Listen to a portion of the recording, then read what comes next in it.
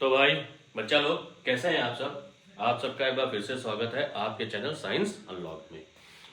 और चूंकि नया साल चल रहा है, लेकिन फिर ये कहूँगा इस नए साल में ज़्यादा कुछ ना करके, सबसे पहले क्योंकि ठंडक बहुत जोरों शोरों पे है, काफ़ी टेम्परेचर डाउन है, तो अपने आप को बचा के रखें, क्योंकि ऐसे में हल्की सी भी आपकी तरफ से ली गई जो प्रिकॉशन है वो आपको बचा के रख सकती है, और हल्की सी जो लापरवाही है वो आपकी जान के लिए बहुत ज़्यादा जोखिम भरी हो सकती है। तो अच्छे से इसको समझ के रखें, ठीक है।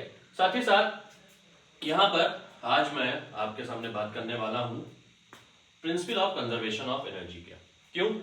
क्योंकि अभी बीते कुछ दिनों में मेरे एक स्टूडेंट ने मुझसे कहा कि sir please explain principle of conservation of energy. तो मैंने क्या किया, मैंने ये चीज सोचा कि अब उसको अच्छे से अपने चैनल पे ही अच्छे से इसको समझा दूं। जो मेरे बच्चे काफी कुछ नहीं समझ पाए हैं उनको ये चीज समझ में आ जाए, क्योंकि देखिए ये चीज आपके क्लास 9th में भी है, यही चीज आपके क्लास 11th में भी है। 11th में इसको काफी अच्छे से एलेबोरेट कर दिया गया है, अच्छे से डेराइव कर दिया गया है, अच्छे से समझा दिया गया है। क्लास 9 में थोड़ा सा है, लेकिन अच्छे से इसको समझ लें, ठीक है। तो आइए देखिए बात क्या है principle of conservation of energy. Conservation का मतलब क्या होता है, एक जैसा, ठीक है। मतलब अगर हम इसको देखें कि ये मार्कर यहां से ड्रॉप हो रहा है, तो ये इस हाइट से जिस एनर्जी से ड्रॉप हो रहा है जाते जाते वो उसी एनर्जी को कंटेन करे, ठीक है ना। ये होती है उसमें कंजर्वेशन। तो आइए यहां पर हमने कंसीडर क्या किया है, हमने एक बॉल ले ली है, एक बॉल को हमने ए पॉइंट पर रख दिया है। वहां पर एक बंदा है मोहन, जो कि इसको क्या कर रहा है, विजुअलाइज कर रहा है, देख रहा है, ठीक है ना। अब ये बॉल एट रेस्ट पे है। रेस्ट पे होने का मतलब क्या होता है, जब भी कोई ऑब्जेक्ट रेस्ट पे होता है तो उसका मतलब होता है कि इनिशियल स्पीड उसकी क्या है, 0 है, ठीक है ना। इनिशियल स्पीड क्या है, 0 है, ठीक। तो यहां पर काइनेटिक एनर्जी नहीं है। तो देखिए हमने यहां पे कंसीडर कर लिया एट पॉइंट ए, यू चूंकि 0 है तो काइनेटिक एनर्जी क्या होगी भाई, 0 होगी। अब जब काइनेटिक एनर्जी 0 होगी तो सीधी सी बात है पोटेंशियल एनर्जी, चूंकि ये ग्राउंड से एच हाइट पर है, ठीक है ना। ग्राउंड से एच हाइट पर है तो इसका मतलब एक हाइट पर जाके ये रखी हुई है बॉल, तो इसके अंदर कौन सी एनर्जी है, पोटेंशियल एनर्जी। तो पोटेंशियल एनर्जी है। अब ऑब्जेक्ट के अंदर क्या होगी, मैकेनिकल एनर्जी होगी। कैसी होगी, मैकेनिकल एनर्जी। तो मैकेनिकल एनर्जी क्या होगी, काइनेटिक प्लस पोटेंशियल। तो काइनेटिक चूंकि 0 है, पोटेंशियल एनर्जी mgh है, तो मैकेनिकल एनर्जी क्या आ गई, mgh। हमने इसको इक्वेशन फर्स्ट एज्यूम कर लिया। अब इसको अच्छे से समझिए। सोहन भाई साहब नीचे खड़े हुए हैं, कहां खड़े हुए हैं, ग्राउंड पे। वो बॉल को आते हुए ऐसे देख रहे हैं कि हाँ बॉल आके गिर रही, ठीक है ना। क्या हुई, बॉल ने जब फ्री फॉल करना शुरू किया, तो जब बॉल फ्री फॉल हुई यहां से, तो एक्स डिस्टेंस चल रही। अब एक्स डिस्टेंस चली तो जैसे नीचे चली होगी तो कुछ हवा के थपेड़े लगे होंगे, एयर रेजिस्टेंस जिसको हम कहते हैं। जैसे आप ये समझिए, आपने देखा होगा कि जैसे हमारे जो आर्मी पर्सन है, ठीक है ना, जब वो एयरप्लेन में बैठते हैं और कूदते हैं, मूवीज में भी दिखाया जाता है, ठीक है, जैसे ही कूदते हैं, ठीक है ना, पैराशूट खुलने से पहले पैराशूट जैसे ही ओपन होता है तो उसमें हवा भरती है, उसको ऊपर की तरफ ढकेलती है, तो थोड़ा सा लगता है कि वो रेस्ट पे आ गए, ठीक है ना।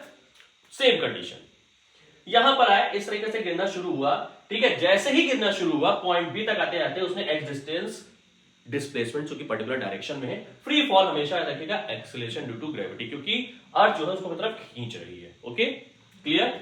तो पॉइंट बी तक आते आते उसने एक्स डिस्प्लेसमेंट शो कर ली। अब ये तो भाई साहब मोहन जो है वो तो देख रहे हैं कि हाँ एक्स डिस्टेंस चल गया भैया। ये क्या देख रहे हैं, ये देख रहे हैं अभी h माइनस एक्स, एस चल गया, तो चूंकि ये हाइट इतनी थी, अभी नहीं हाइट पे बचा हुआ है, मतलब h माइनस एक्स पे हाइट पे बचा हुआ है। तो इसका मतलब यहां से आते आते इसने क्या गेन कर ली है, u से v, मतलब u चूंकि 0 थी तो v इसने गेन कर ली, फाइनल काइनेटिक एनर्जी गेन कर ली। ओके ठीक है। साथ ही साथ फ्री फॉल जो हुआ है वो एक्सेलरेशन ड्यू टू ग्रेविटी के रिस्पेक्ट में हुआ है। तो याद रखिएगा कोई भी ऑब्जेक्ट जब वेलोसिटी का चेंज करता है और एक पर्टिकुलर डायरेक्शन में जाता है, मतलब एक्सेलरेट हो रहा होता है, ठीक है, डिस्प्लेसमेंट के अकॉर्डिंग, तो हमारे दिमाग में एक थॉट आता है, सॉरी, क्या कि हम एक इक्वेशन अप्लाई करें। वो इक्वेशन होती है थर्ड इक्वेशन ऑफ मोशन। वो देखिए हमने यहां पे अप्लाई की, v square equal to U square plus 2as, ठीक है। a जो है वो g है, x जो है चूंकि वो a से b तक आने में x है, तो हमने यहां पे देखिए अप्लाई कर दिया v square equal to U 0 plus 2gx, ठीक है भाई। तो जैसे हमने किया तो हमारी जो वेलोसिटी आ गई v स्क्वायर वो 2gx आ गई, ठीक, तो इसका मतलब यहां से ए से बी तक आने में काइनेटिक एनर्जी बॉल ने गेन कर ली। अब वो जब काइनेटिक एनर्जी गेन की तो वो क्या हो गई, हाफ mv²। हमने v² की वैल्यू रख दी भाई। जब v² की वैल्यू रखी तो देखिए क्या हो गई, 2 से 2 कैंसिल आउट हो गया और हमारे पास बचा क्या, mgx। क्या बचा, mgx। अब एक चीज याद रखिएगा, ये बंदा यहां से जब देख रहा है वन, तो ये क्या है ना, फ्री फॉल हो रहा है, मतलब ये यहां से फाइनल वेलोसिटी गेन कर रहा है। अच्छा, ये यहां से देखा तो मतलब अभी भी यहां पे बची हुई, तो इसका मतलब हम ये जो करें कि यार वो वहीं पे टिकी हुई है, बॉल नीचे आ ही नहीं रही। तो इसका मतलब यहां से देखने पर उसके अंदर क्या पाई जाएगी, बॉल बी, मतलब बी पॉइंट पर बॉल में पोटेंशियल एनर्जी पाई जाएगी। अब यहां से यहां तक के तो कुछ ना कुछ पोटेंशियल एनर्जी का डिफरेंस होगा ना।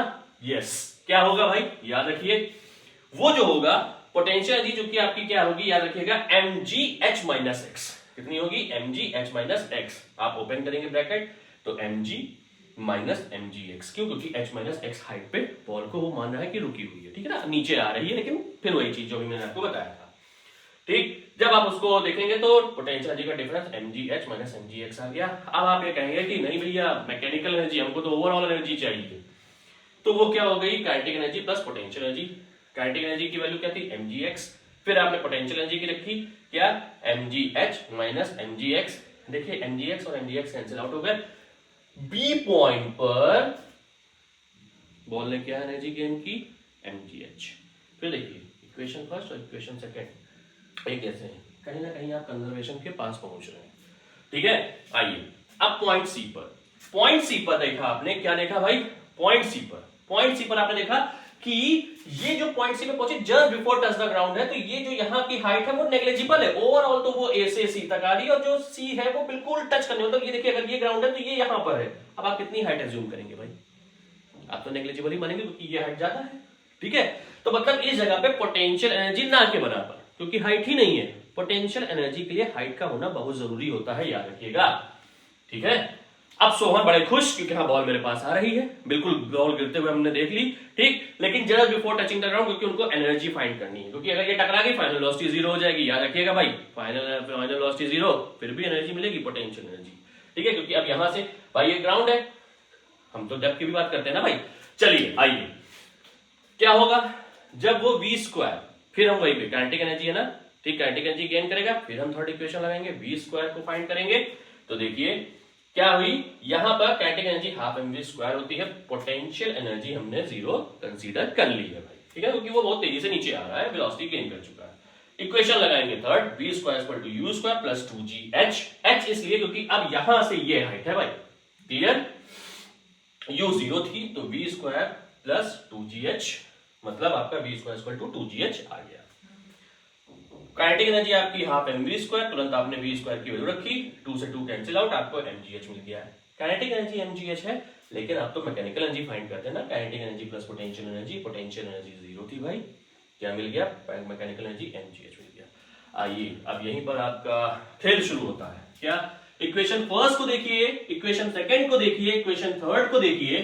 तीनों इक्वेशन को देखने के बाद आपके दिमाग में एक ही थॉट आया होगा कि अरे मैकेनिकल एनर्जी तो सेम है, this is the statement derive by you, ठीक है ना, वही स्टेटमेंट जो आप कहते हैं आपने उसको डिराइव कर दिया, क्या क्या, mgh, मतलब potential energy kinetic plus potential plus आपकी ओवरऑल काइनेटिक में चली गई, लेकिन अपना वैल्यू नहीं बदली, ठीक है, mgh की mgh में ही रही।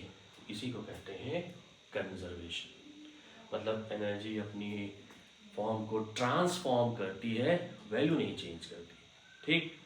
चलो उम्मीद करता हूँ आपको समझ में आया होगा, और क्लास 9 और 11 के लिए बहुत इंपॉर्टेंट टॉपिक है ये, बड़ा मज़ेदार है, इसको समझ गए तो प्रैक्टिकल एप्लीकेशन समझ जाएंगे, क्योंकि अब जो एनसीईआरटी है वो प्रैक्टिकल एप्लीकेशन बेस्ड ज़्यादा काम कर रही है, ठीक है ना।